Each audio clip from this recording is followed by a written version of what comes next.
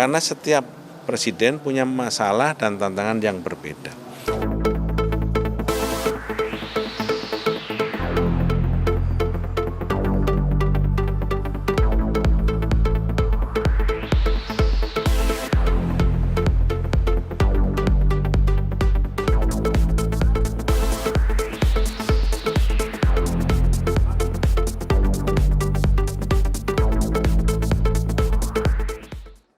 Undang-undang tentang kementerian itu kan di satu sisi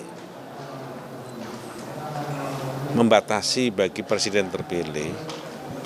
Sementara presiden terpilih dalam 5 tahun kepemimpinan yang akan datang punya tantangan dan punya policy yang berbeda.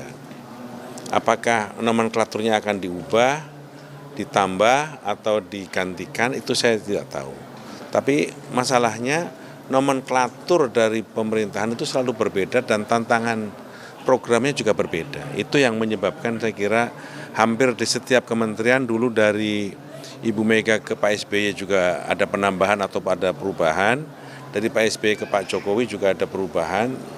Dan apakah dari Pak Jokowi ke Pak Prabowo juga ada perubahan, itu yang saya belum tahu. Tetapi karena setiap presiden punya masalah dan tantangan yang berbeda. Itu yang kemudian menurut saya undang-undang kementerian itu harusnya bersifat fleksibel, tidak terpaku pada jumlah dan nomenklatur. Berarti ada dorongan untuk revisi dari Gerindra? Ya, mungkin revisi itu dimungkinkan. Gitu. Sebelum nanti Ya, revisi itu bisa sebelum dilakukan. Kalau dari fraksi Gerindra berharapnya dari sekarang atau Perpu di era Pak Prabowo nanti dilantik? Ya, nanti kita diskusi.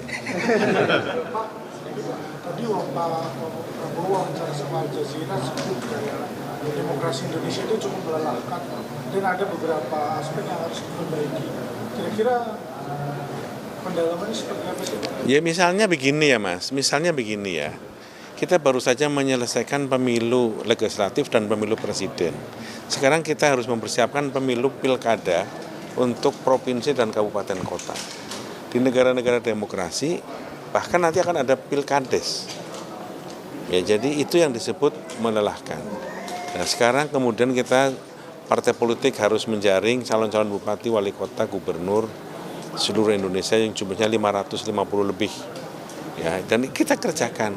Itu proses itu harus kita lakukan dan apakah proses ini kalau ini baik tentu harus kita sempurnakan.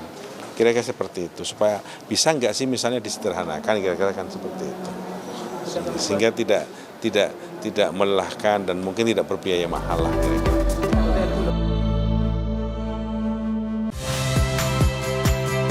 Saya Magister Tarigan. Saksikan program-program Kompas TV melalui siaran digital, pay TV, dan media streaming lainnya. Kompas TV, independen, terpercaya.